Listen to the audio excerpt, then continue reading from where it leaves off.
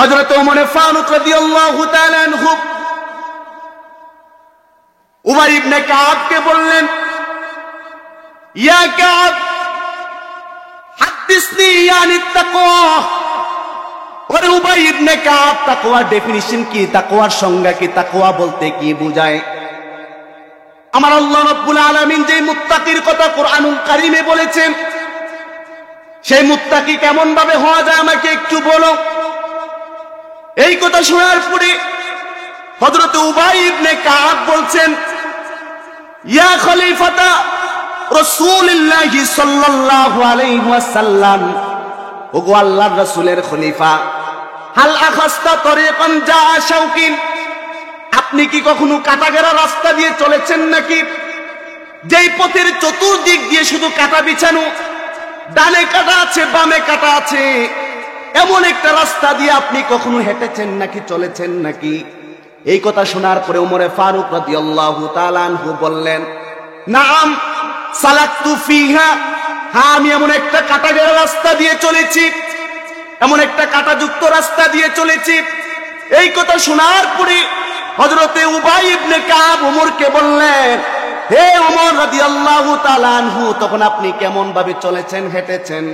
হযরত ওমর ফারুক রাদিয়াল্লাহু তাআলা আনহু বললেন, ইজতাহাতু ওয়া তাশাম্মারতু, আমি অত্যন্ত সতর্কতার সাথে, অত্যন্ত ভয়ের সাথে আমি সেই কাটাযুক্ত রাস্তাটা চলেছি, হেঁটেছি, যেতে করে চতুর্পাশের কাটাগুলা যাতে আমার কাপড়ের ভিতরে, দেহের ভিতরে যেন না লেগে যায়। বলেন সুবহানাল্লাহ। কাজী টিভি, সত্যের সন্ধানে সবসময় সবখানে। প্রিয় সুধী, আজকে আমরা যে পৃথিবীতে বসবাস করছি, এটি একটি প্রযুক্তি বিজ্ঞান, internet, mobile, telephone, telegraph, telescope ও ডিজিটাল একটা যুগ। এই যুগের মানুষ অত্যন্ত সচেতন, নানা মনের, নানা চিন্তা, নানান দৃষ্টিভঙ্গির মানুষ এই পৃথিবীতে বসবাস করছে। আজ আমরা যে পৃথিবীতে বসবাস করছি, এই পৃথিবীতে প্রায় 800 কোটির মানুষ, 800 কোটির উপরে মানুষ বসবাস করছে। 800 কোটির মধ্যে মাত্র 200 কোটি মুসলমান। এই পৃথিবীতে 232টা দেশ আছে। 232টা দেশের ভিতরে শুধুমাত্র 59টা মুসলিম দেশ। আজকে 59টা মুসলিম দেশে শুধুমাত্র আল্লাহর কোরআন থাকবার কথা, রাসূলুল্লাহর হাদিস থাকবার কথা, রাসূলুল্লাহর সুন্নাহ গবেষণা করবার কথা। কিন্তু আপনারা শুনলে অবাক হবেন, আজকে শুধু 59টা মুসলিম দেশের ভিতরে শুধুমাত্র আল্লাহর কোরআন শুধু রিসার্চ হচ্ছে না, শুধু গবেষণা হচ্ছে না, গোটা বিশ্বের 159টা দেশের ভিতরে প্রতিটি নিহত, প্রতিটি মুহূর্ত আল্লাহর কোরআনকে গবেষণা করে করে, ইসলামকে গবেষণা করে করে অনেক ইহুদি খ্রিস্টানরা, বেঈমান বেদিনরা, নাস্তিক মুরতাদরা ইসলামের সুশীতল ছায়া এসে আশ্রয় গ্রহণ করে তারা কালেমা পড়ে তারা মুসলমান হয়ে যাচ্ছে। আল্লাহু আকবার পড়ে এই কোরআনের আকর্ষণে, শুধুমাত্র এই কোরআনের আকর্ষণে। কিন্তু আমরা মুসলমান হয়ে আমাদের বড় বড় পোড়া কপাল। আজকে এত সুন্দর হাজার হাজার টাকা ব্যয় করে আজকে চরনালের জমিনে এত সুন্দর ঈদগাহ ময়দান আপনারা বেহেশতের বাগান সাজিয়েছেন, এখনো অনেক মানুষ রাস্তার ভিতরে অযথা হেঁটে চলে, সময়গুলোকে তারা নষ্ট করে দিচ্ছে। ঠিক কিনা বলেন? ঠিক কিনা বলেন? আজকে দোকানে পাটে বসে সময়গুলোকে নষ্ট করে দিচ্ছে। কিন্তু মনে রাখবেন, আল্লাহ যে আপনাকে যে সময়টা দান করেছেন, দুনিয়ার জমিনে 60 বছর, 70 বছর, 80 বছর, 100 বছর, আপনি যত বছর বেঁচে থাকেন না কেন, আপনার পুরা জিন্দেগির পুরো সময়টার হিসাব কাল কিয়ামতের ময়দানে আল্লাহর সামনে আপনাকে দিতে হবে। আল্লাহর সামনে আপনাকে হায়াতের জিন্দেগির টোটাল হিসাবটা আপনাকে দিতে হবে। আপনি কোন পথে, কোন কাজে আপনার সময়টাকে আপনি ব্যয় করেছেন। যতক্ষণ পর্যন্ত এই সময়ের হিসাব আপনি আল্লাহর দরবারে না দিতে পারবেন, খোদার কসম মুসলমান, সেই দিন আল্লাহর সামনে থেকে কোন মানুষ চুল পরিমাণও তার পাটাকে সেদিন লড়াতে পারবে। আল্লাহর সামনে থেকে তার পা লড়ানো সেদিন সম্ভব হবে। এর জন্য প্রিয় সুধী, প্রিয় হাজিরিন, আজকে তাম জগৎটা আজকে গুনাহে ভরপুর হয়ে গেছে। যেদিকে তাকাই শুধু গুনাহ আর গুনাহ, শুধু অন্যায় আর পাপাচার। আজকে গোটা পৃথিবীটা ভরে গেছে। তাহলে এত অন্যায়, এত গুনাহ, এত পাপাচারের পিছনে কোন কারণটা আছে? আজকে এই জিনিসটা আমরা কোরআন এবং হাদিস থেকে উদ্ঘাটন করব ইনশাআল্লাহ। পৃথিবীতে আমরা যতই গুনাহের কাজ করি, যতই অন্যায় অপরাধ করি, সমস্ত অন্যায় অপরাধের মূল হচ্ছে আমাদের দিলের ভিতর থেকে যখন আল্লাহর ভয় যখন উঠে যায়, আল্লাহর মহব্বত আর ভালোবাসা যখন উঠে যায়, দুনিয়ার ভালোবাসা যখন আখিরাতের উপরে প্রাধান্য পেয়ে যায়, তখনই কিন্তু মানুষ গুনাহটাকে গুনাহ মনে করে না, বরঞ্চ এটাকে একটা সাধারণ জিনিস মনে করে। ঠিকটা বেঠিক বলে? এজন্য আমাদের দিলের ভিতর আল্লাহর ভয় জাগ্রত করা দরকার। যদি আল্লাহর ভয় যদি আমার দিলের ভিতরে যদি থাকে, তাহলে আমি পৃথিবীর যেই প্রান্তে যাই না কেন, আমি যেখানে থাকি না কেন, আমি মুসলমান হিসেবে আল্লাহর এই জমিনে বসবাস করে আমার দ্বারা কখনো গুনাহের কাজ করা সম্ভব হবে? এই যুবক ভাইয়েরা কথা বলেন, সম্ভব হবে? কখনো গুনাহের কাজ করা সম্ভব হবে? তাহলে আজকে আমরা তাকওয়ার গুরুত্ব এবং এই সংক্ষেপ সময়ে তার অর্জনের উপায় সম্পর্কে আলোচনা করব। আল্লাহ তাআলা যেন আমাদেরকে সবরের সাথে আমলের নিয়তে আলোচনাটা শোনার তৌফিক আল্লাহ আমাদের সবাইকে যেন দান করে। সকলে পড়ুন আল্লাহুম্মা আমিন। প্রিয় সুধী, আসেন আমরা জেনে নেই তাকওয়াটা কি জিনিস। এই জিনিসটা যদি আমরা বুঝতে পারি, তাহলে আমাদের জন্য আজকের আলোচনাটা বোঝা অত্যন্ত সহজ হয়ে যাবে। এজন্য আমি সরাসরি আমার এই আলোচনার ভিতরে আমি প্রবেশ করছি। আল্লাহর হাবিবের একজন সাহাবী, যিনি খলিফাতুল মুসলিমিন, আমিরুল মুমিনিন, হযরত ওমর ফারুক রাদিয়াল্লাহু তাআলা আনহু, যিনি দুনিয়ার জমিনে আল্লাহ পাকের জান্নাতের সার্টিফিকেট পেয়েছেন। আল্লাহু আকবার করতেন না? দুনিয়ার জমিনে থাকাকালীন জান্নাতের সার্টিফিকেট প্রাপ্ত মানুষ সে আমিরুল মুমিনিন হযরতে উমরে ফারুক রাদিয়াল্লাহু তাআলা আনহু একদিন রাস্তা দিয়ে হাঁটতেছেন। অপর দিক দিয়ে একজন তাবী মানুষ হযরত উবাই ইবনে কাব রাদিয়াল্লাহু তাআলা আনহু আসতেছেন। উভয়ের যখন একটা মুখোমুখি সাক্ষাৎ যখন হলো, তখন রাসূলুল্লাহর সাহাবী উমরে ফারুক রাদিয়াল্লাহু তাআলা আনহু উবাই ইবনে কাবকে প্রশ্ন করলেন, ইয়া কাব হাদিসনি ইয়ানি তাকওয়া। আরে উবাই ইবনে কাব, তাকওয়ার ডেফিনিশন কি? তাকওয়ার সংজ্ঞা কি? তাকওয়া বলতে কি বোঝায়? এই জিনিসটা তুমি আমাকে একটু বল। আল্লাহু আকবার করতেন না?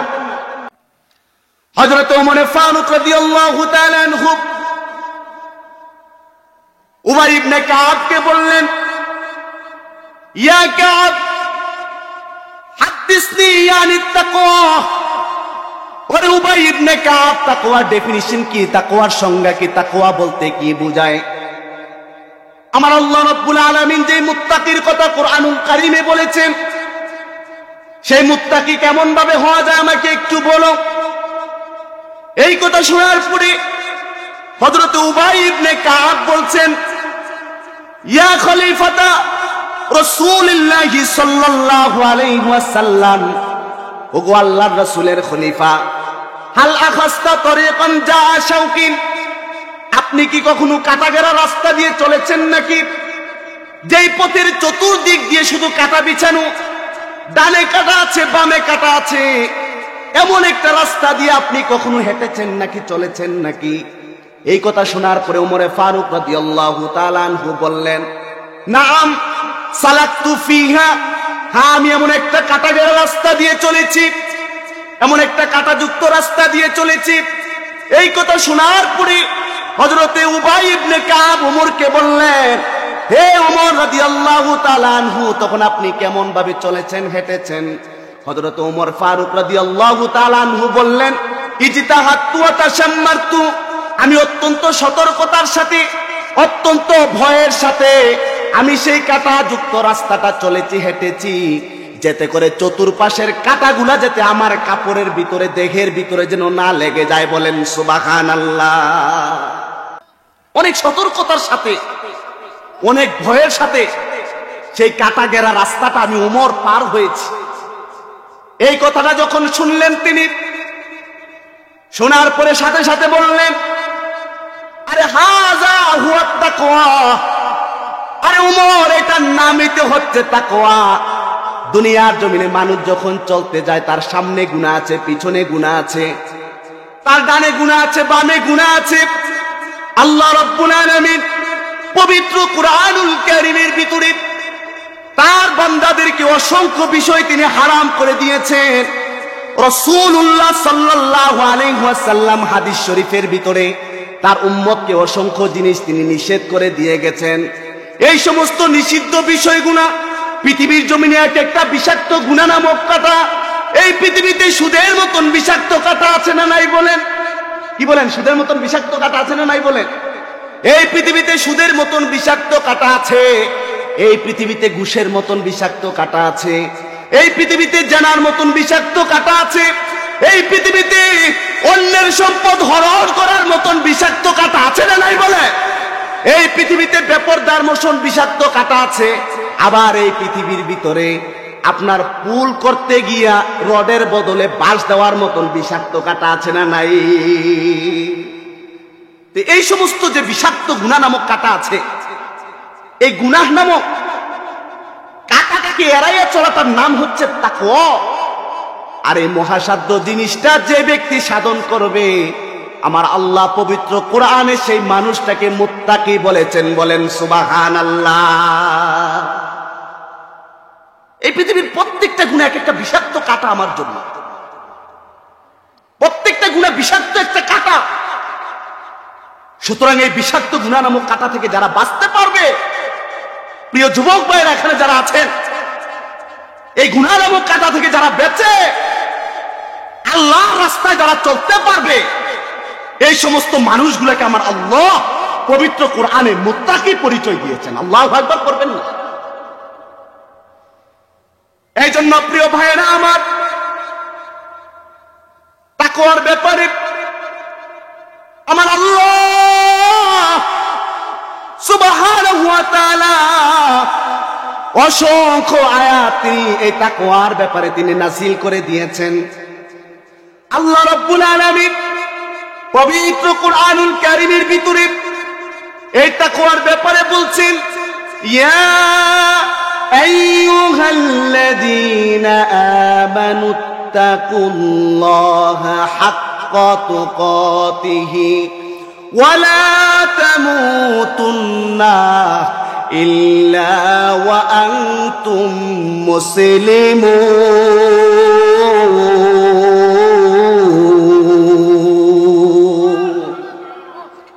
আল্লাহ রাব্বুল আলামিন পবিত্র কুরআনুল কারীমের এই আয়াতের ভিতরে আল্লাহ পাক বিশ্বাসী বান্দাদেরকে বলছেন, ইয়া আইয়ুহাল্লাযীনা আমানু, হে বিশ্বাসী বান্দারা, ও হে ঈমানদার বান্দারা। ঈমানদার বান্দা কারা? ঈমানদার বান্দা তো হচ্ছে এরা আমানতু বিল্লাহি ওয়া মালাইকাতিহি ওয়া কুতুবিহি ওয়া রাসূলিহি ওয়াল ইয়াউমিল আখির ওয়াল কদরি খায়রি ওয়াশ শাররিহি মিনাল্লাহি তাআলা ওয়াল বাসি বাদাল মাউত। এই সমস্ত বিষয়ের প্রতি তোমরা যারা ঈমান এনেছো তোমরা শোনো, ইত্তাকুল্লাহ, তোমরা আল্লাহকে ভয় করো। কাকে ভয় করো বলেন? এই চিৎকার মেরে বলেন, কাকে ভয় করো বলেন? তোমরা আল্লাহকে ভয় করো। কেমন ভয় তোমরা করবা? হাক্কা তুকাতিহি, যেমন ভয় করার কথা আমার আল্লাহ বলেছেন তেমন ভয় করার মতন তোমরা ভয় করো। আল্লাহু আকবার পড়েন। তাহলে আল্লাহকে আমরা ভয় করার মতন ভয় করতে হবে, ঠিক না বেঠিক বলেন? কিন্তু প্রিয় বাবারা আমার, এখানে আমরা যারা নিজেকে মুসলমান হিসেবে দাবি করি, আমরা সবাই নিজেকে মুত্তাকি বলে পরিচয় দেই, কিন্তু আফসোসের বিষয় হইল নিজেকে মুত্তাকি পরিচয় দেয় ঠিকই, কিন্তু মুয়াজ্জিন সাহেব যখন মসজিদের ভিতরে যখন আজান দেয় তখন নামাজটা পড়তে আমরা রাজি হই না, ঠিক না বেঠিক বলে? এমন মুত্তাকি আর কি, নিজের তাকওয়াবান ভাবি কিন্তু নামাজ পড়তে রাজি, নিজের তাকওয়াবান ভাবি মাহে রমজানের সিয়াম সাধনা করতে রাজি না, নিজের তাকওয়াবান ভাবি অন্যের সম্পদ নষ্ট করা থেকে বেঁচে থাকবো এটা করতে রাজি না, নিজের তাকওয়াবান ভাবি আল্লাহর গোলামি করবো এটা করতে রাজি না। এটার নাম কি তাকওয়া হলো বলে? এটার নাম তো তাকওয়া হলো না। তাহলে আল্লাহকে ভয় করতে হবে আপনি ভয় করার মতো। সুতরাং নামের ভয় করলে কোনো কাজে আসবে।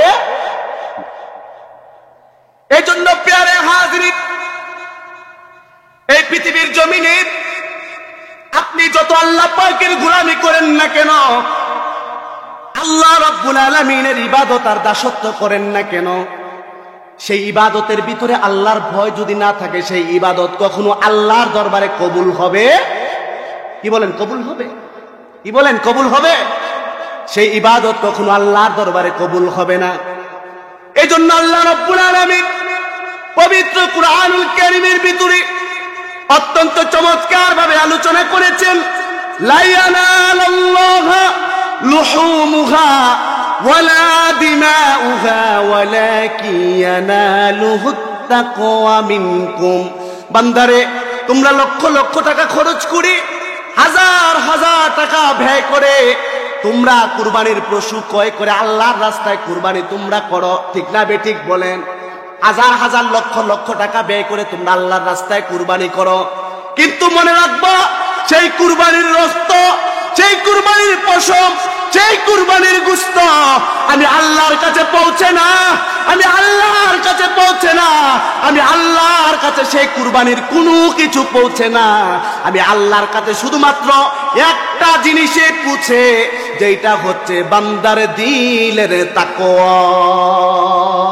সুবহানাল্লাহ পড়বেন না?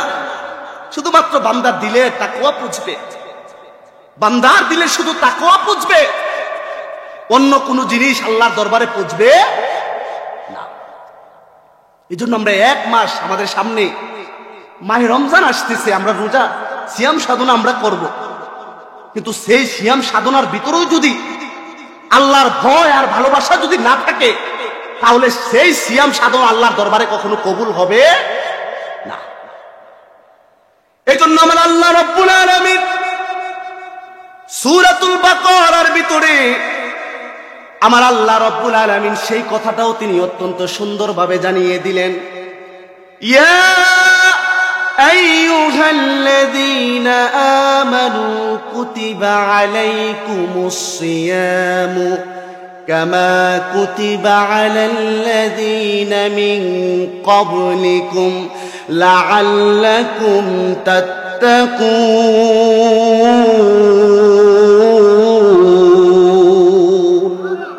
আরো চিৎকার মেরে বলুন আল্লাহু আকবার। আল্লাহ রাব্বুল আলামিন এই আয়াতের ভিতরেও জানিয়ে দিলেন, ইয়া আইয়ুহাল্লাযীনা আমানু, ওহে দুনিয়ার বিশ্বাসী বান্দারা, কুতিবা আলাইকুমুস সিয়াম, তোমাদের উপরে রমজান মাসের সিয়াম সাধনা আল্লাহ ফরজ করে দিয়েছেন, কামা যেমনি ভাবে আলাল্লাযীনা মিন ক্বাবলিকুম, তোমাদের পূর্ববর্তী যত আম্বিয়া কেরামরা ছিলেন, তাদের উম্মতরা ছিলেন, তাদের উপরে আল্লাহ তাআলা ফরজ করেছিলেন। আর এটা কারণ হচ্ছে লাআল্লাকুম তাত্তাকুন, যাতে করে দুনিয়ার জমিনে এই সিয়াম সাধনার মাধ্যমে তোমরা প্রত্যেকটা মানুষ যাতে মুত্তাকি হতে পারো। বলেন সুবহানাল্লাহ। আল্লাহু আকবার পড়তেন না? দুনিয়ার জমিনে যাতে তোমরা মুত্তাকি হতে পারো, তোমরা যাতে তাকওয়াবান হতে পারো, এই জন্য আল্লাহ সিয়াম সাধনা দিছেন, নামাজ দিছেন, রোজা দিছেন, হজ দিছেন, যাকাত দিছেন, শুধুমাত্র একটাই মাত্র কারণ, যাতে করে এর মাধ্যমে তোমরা আল্লাহর ভয়, আল্লাহর মহব্বত আর ভালোবাসা যাতে দুনিয়ার জমিনে যেতে অর্জন করতে পারো। সুবহানাল্লাহ। এই জন্য প্রিয় ভাইরা আমার,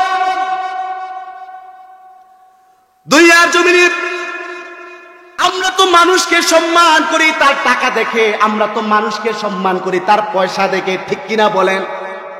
দুনিয়ার জমিনে আমরা মানুষকে সম্মান করি তার ক্ষমতার দাপট দেখে, দুনিয়ার জমিনে আমরা মানুষকে সম্মান করি তার চেয়ার দেখে, কিন্তু আমার আল্লাহ তাআলা কাল কিয়ামতের ময়দানে বান্দার টাকা দেখে সম্মান করবেন না, বান্দার অর্থ করি দেখে সম্মান করবেন না।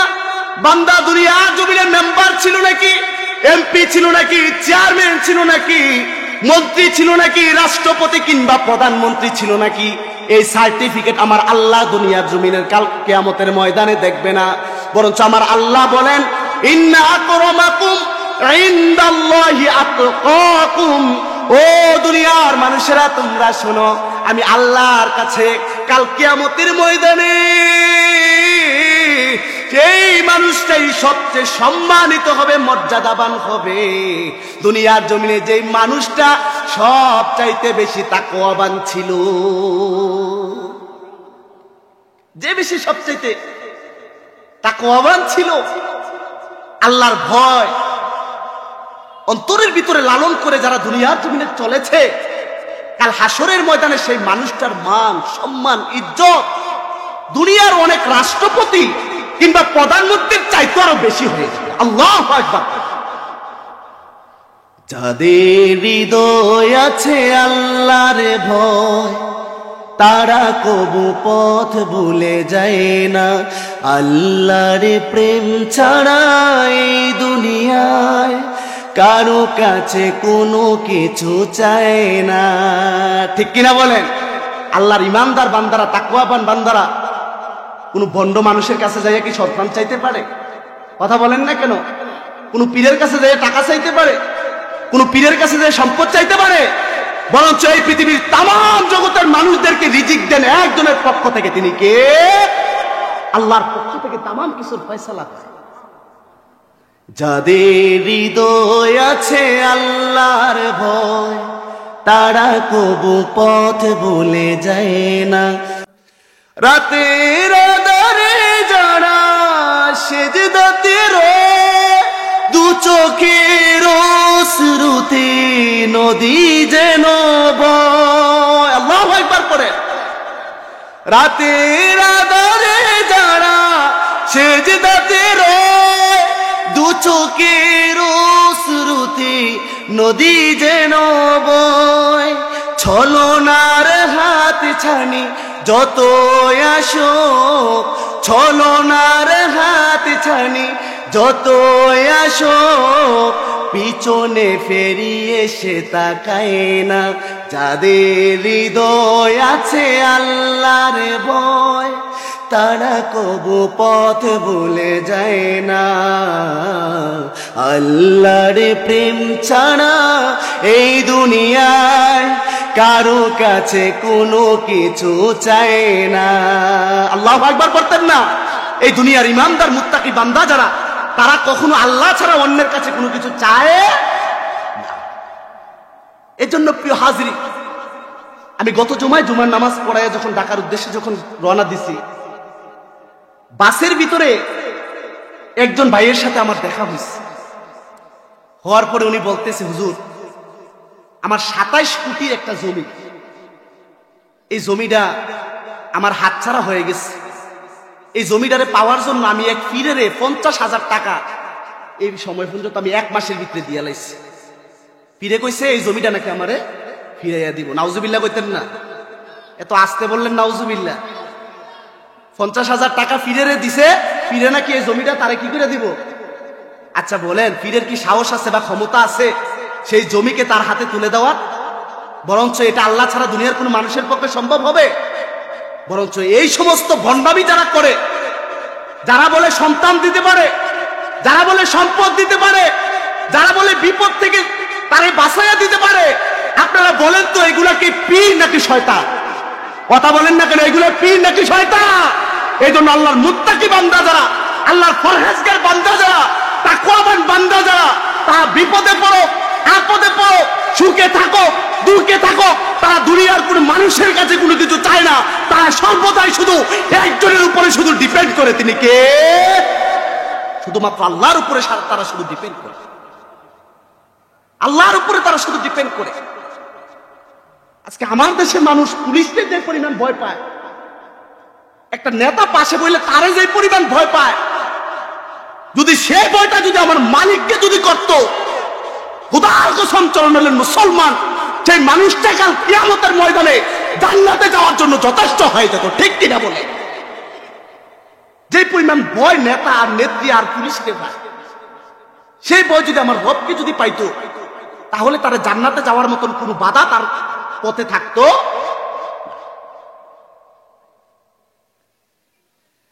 এই জন্য প্রিয় হাজিরিন, ক্ষমতা দেখে শুধু সম্মান করে চলবে না। 10 তলা 20 তলা বাড়ির মালিক হইলে শুধু সম্মান করবেন, আরেকজন মসজিদের ইমাম সাহেব তারে দেখলে আপনি মুখটা একটু কালা করবেন, এটা চলবে না। ঠিক কিনা বলেন? আজকে আমরা টাকা পয়সা ক্ষমতা দেখে মানুষকে সম্মান করি বিদায় অনেক সুদকুর ঘুষখুর চাঁদাবাজি টেন্ডারবাজিরা মসজিদের সভাপতি সেক্রেটারি হয়ে যায়। ঠিক কিনা বলে? এই টাকা দেখে সম্মান করি বিদায় তো আজকে মসজিদের সভাপতি হয় সুদকুর, মসজিদের সভাপতি হয় ঘুষখুর। যদি সত্যিকার অর্থে আল্লাহর ভয় আর তাকওয়াবান দেখে যদি মসজিদের সভাপতি আর সেক্রেটারি যদি বানাইতাম, তাহলে ইমাম সাহেবের সামনে থেকে কখনো কোনো জানোয়ার মাইক সরানোর সুযোগ পেত না। ঠিক কিনা বলে? কখনো ইমাম সাহেবের সামনে থেকে মাইক সরানোর সুযোগ পেত না। যদি তাকওয়াবান মানুষ যদি আমরা যদি মসজিদের সভাপতি সেক্রেটারি, মাহফিলের সভাপতি সেক্রেটারি যদি বানাইতে পারতাম। কথাগুলো কি আপনারা বেজার হচ্ছেন নাকি? বলে বেজার হলেও কোনো কিছু করার নাই, বাস্তবধর্মী কথা। অত্যন্ত কঠিন সময়ের ভিতর আমরা উপস্থিত হয়ে গেছি। এই জন্য প্যারে হাজিরিন, আল্লাহর নবী মুহাম্মাদুর রাসূলুল্লাহ সাল্লাল্লাহু আলাইহি ওয়াসাল্লাম বিদায় হজ্জের ভাষণে তিনি সাহাবায়ে কেরামদেরকে তিনি বক্তব্য দিয়েছেন, ভাষণ দিয়েছেন। ক্বালা রাসূলুল্লাহ সাল্লাল্লাহু আলাইহি ওয়াসাল্লাম ফি হিজ্জাতিল বিদা। রাসূলুল্লাহ সাল্লাল্লাহু আলাইহি ওয়াসাল্লাম বিদায় হজ্জের দিন সাহাবায়ে কেরামদের সামনে তিনি ভাষণ দিচ্ছেন।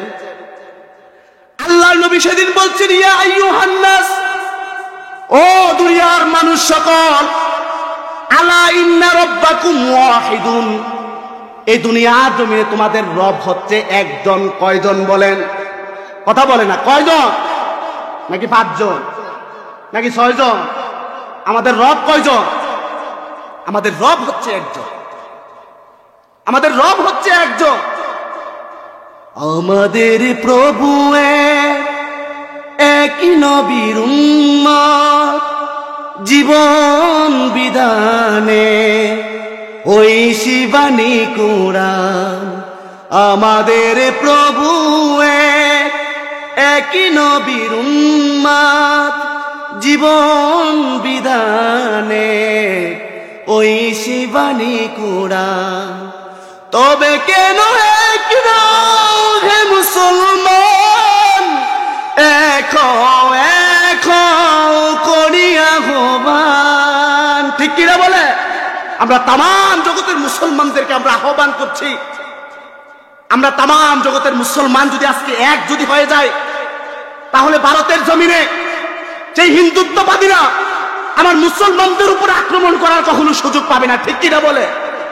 চীনের ভিতর আমার মুসলমানরা আজকে নির্যাতিত, মায়ানমারের মুসলমানরা আজকে নির্যাতিত, চীনের মুসলমানরা আজকে নির্যাতিত, ফিলিস্তিনের মুসলমানরা আজকে নির্যাতিত। খোদার কসম, তাম বিশ্বের সমস্ত মুসলমানরা যদি এক কাতারে এক প্ল্যাটফর্মে যদি আসতে পারত, কোন ইহুদির বাচ্চা, কোন খ্রিস্টানের বাচ্চা একজন মুসলমানের উপরে আক্রমণ করার সুযোগ পেত না। ঠিক কিনা বলে? কিন্তু আজকে মুসলমানরা বিচ্ছিন্ন হয়ে গেছে। মুসলমানরা আজকে বিচ্ছিন্ন হয়ে গেছে, যার কারণে আজকে ইহুদি খ্রিস্টানরা চতুর্দিক থেকে মুসলমানদের উপর আক্রমণ করার সুযোগটা সহজে পেয়ে যাচ্ছে। আল্লাহ তাআলা যেন তাম বিশ্বের উম্মতে মুহাম্মদীকে এক প্ল্যাটফর্মে আসার তৌফিক যেন দান করে। সকলে পড়ি আল্লাহুম্মা আমিন। এই জন্য প্রিয় হাজির, আল্লাহর নবী মুহাম্মাদুর রাসূলুল্লাহ সাল্লাল্লাহু আলাইহি ওয়াসাল্লাম বিদায় হজ্জের ভাষণ দিচ্ছেন। ইয়া আইয়ুহান নাস, আলা ইন্না রাব্বাকুম ওয়াহিদুন, ও মানুষ সকল, দুনিয়ার তাম মানুষের রব হচ্ছে কয়জন বলেন? আরো চিৎকার মেরে বলেন, কয়জন বলেন? তাম জগতের মানুষের রব হচ্ছে একজন। ওয়ালা ইন্না আবাকুম ওয়াহিদুন, তোমাদের পিতা হচ্ছে একজন। তারপরে রাসূলুল্লাহ বলছেন, আলা লা ফাদলা লি আরাবিয়্যিন আলা আজমিয়্যিন ওয়ালা লি আজমিয়্যিন আলা আরাবিয়্যিন, দুনিয়ার জমিনে আরবীর উপরে অনারবীর কোনো মর্যাদা নাই, অনারবীর উপরে আরবীর কোনো মর্যাদা নাই, কোনো শ্রেষ্ঠত্ব নাই। ওয়ালা লি আসওয়াদ আলা আহমার, দুনিয়ার মধ্যে সাদার উপরে কালোর কোনো পার্থক্য নাই। আবার কালোর উপরে সাদার কোনো পার্থক্য নাই, তফাৎ নাই। আইরে পার্থক্য তো শুধু একটা জিনিসের ভিতরে। রাসূলুল্লাহ বলছেন ইল্লা বিত্তাকওয়া, যার ভিতরে যত বেশি আল্লাহর ভয় থাকবে, যার ভিতরে যত বেশি তাকওয়া থাকবে, সেই মানুষটা হবে দুনিয়ার জমিনের সবচাইতে সম্মানিত মানুষ। আল্লাহু আকবার পড়ে রাসূলুল্লাহ বিদায় হতে স্পষ্ট ভাষণ দিয়েছেন, স্পষ্ট ভাষণ দিয়েছেন। দুনিয়ার জমিনে আরবির উপরে অনারবির কোনো মর্যাদা নাই, আবার অনারবির উপরে আরবির কোনো মর্যাদা নাই।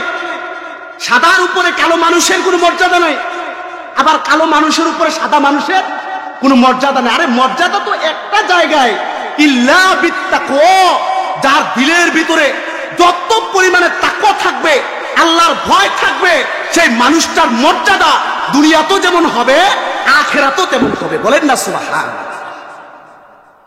তাকওয়া হচ্ছে মর্যাদার মাপকাঠি। হ্যাঁ ভাই, তাকওয়া হচ্ছে মর্যাদার মাপকাঠি। দুনিয়ার ধন দৌলত টাকা পয়সা কোনো মাপকাঠি নয়। এই জন্য প্রিয় হাজিরিন, অত্যন্ত গভীর খেয়াল। আমি আর 2-4টা মিনিট শুধু কথা বলবো। আমিরুল মুমিনিন, খলিফাতুল মুসলিমিন হযরত ওমর ফারুক রাদিয়াল্লাহু তাআলা একদিন শাসন কার্য পরিচালনা করে রাতের বেলা তিনি রাস্তার অলিতে গলিতে বের হয়েছেন। মদিনার অলিতে গলিতে ওমর ফারুক রাদিয়াল্লাহু তাআলা আনহু বের হয়েছেন প্রজা সাধারণের অবস্থা দেখার জন্য। আজকে কোনো মানুষটা না খেয়ে ঘুমিয়ে গেল নাকি, কোন মানুষটার ঘরে কোনো খাবার নাই নাকি, এই জিনিসটা দেখার জন্য তিনি রাতের গভীরে তিনি বের হয়েছেন। তিনি যখন রাস্তা দিয়ে যখন হাঁটতেছেন, তিনি দেখলেন এই রাতের গভীরে একটা ঘরের ভিতরে কেমন যেন মিটি মিটি আলো জ্বলতেছে। উমর ভাবছেন, হায়রে কেন রাতের গভীরে এই ঘরটার ভিতরে মিটি মিটি আলো জ্বলে, আমি একটু কাছে যাই। উমর রাদিয়াল্লাহু তাআলা আনহু সেই ঘরের কাছে গেলেন। যাওয়ার পরে তিনি দেখলেন এই ঘর থেকে কেমন যেন আওয়াজ আসতেছে। একজন বৃদ্ধা মা তার মেয়েকে বলছে, ও মেয়ে, তুমি ঘুম থেকে জাগ্রত হয়ে যাও, আজকে আমি উটনির দুধ দোহন করেছি, বেশি একটা পাই নাই, তুমি ঘুম থেকে সজাগ হয়ে এই দুধের মধ্যে পানি মিশ্রিত করে দাও। নাউজুবিল্লাহ কন্যা, নাউজুবিল্লাহ পড়েন না কেন? মা মেয়েকে বলছে কি, ঘুম থেকে উঠে এই দুধের মধ্যে একটু পানি মিশিয়ে দাও। এই কথা শোনার পরে মেয়ে তার মাকে বললেন, মা, আমিরুল মুমিনিন খলিফাতুল মুসলিমিন রাষ্ট্রের ভিতরে আইন জারি করেছেন, কোন মানুষ যদি খাবারের ভিতরে যদি ভেজাল মিশায় তাহলে তার কোনো রেহাই। আল্লাহু আকবার বলেন না।